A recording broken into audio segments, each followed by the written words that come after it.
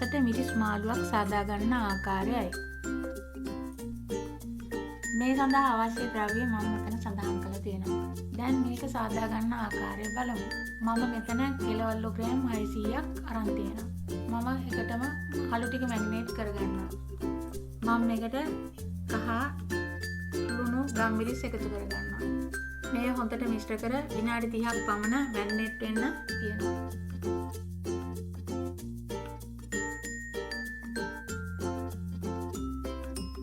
මාළු මැරිනේට් වෙනකම් අපි කරි මිශ්‍රණය හදාගමු.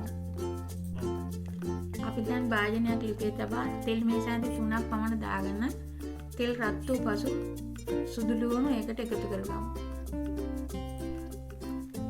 දැන් මේකට ඉඟුරු සහ ලුණු එකතු කර විනාඩියක් පමණ ටෙම්පරාදු කරගමු.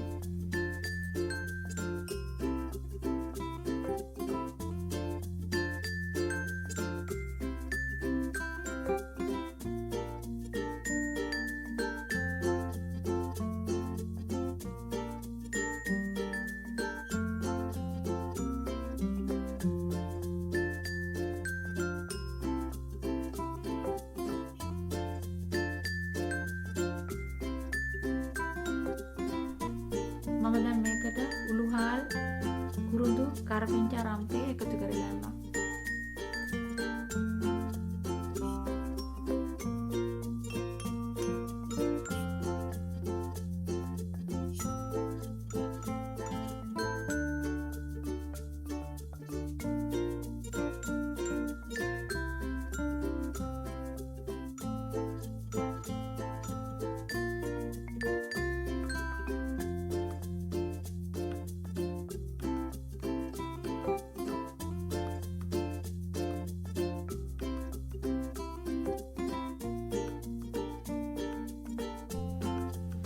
දැන් මිරිස් 3-5 කුඩු එකතු කර තරමක් කළු පාට වනතුරු බැද ගන්නවා.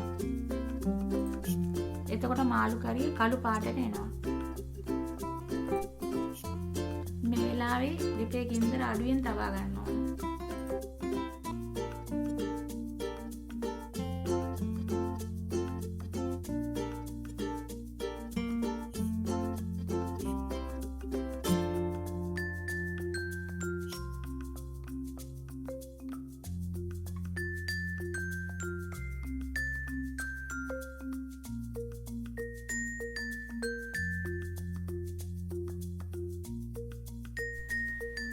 දැන් මම මේකට අම්මිරිස් ටික එකතු කර වතුර මිලිලීටර් 400කුත් එකතු කරගන්නවා.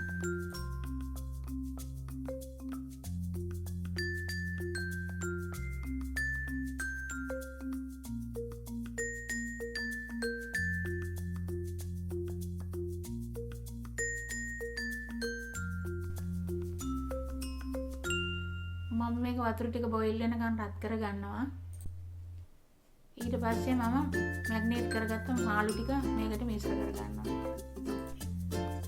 මාළු වෙන විට මැටි භාජනයක් පාවිච්චි කරනවා නම් වඩාත් හොඳයි.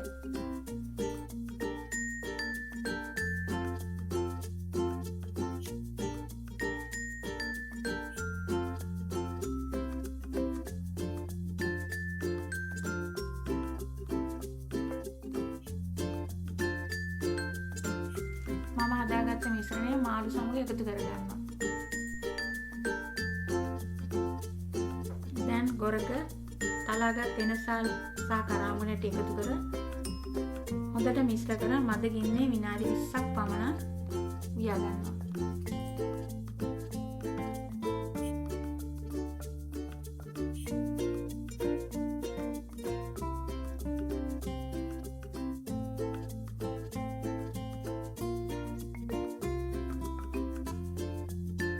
විනාඩි 20කට පසුව දැන් මාළු කරිය ලස්සනට පාටට උකුවට තියෙනවා.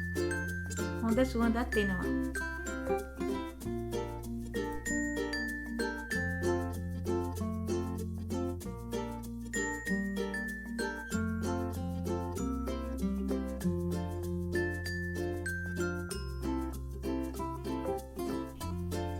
මේ මාළු කරිය ටෙම්පරාදු කළ නිසා මේ මාළු කරිය ෆ්‍රිජ් එකේ තියන්නේ නැතිව දින 3-4ක් වුණත් තියාගන්න පුළුවන්. ඔයාලත් මේ වගේ මාළු කරියක් සලලා රස බලන්න.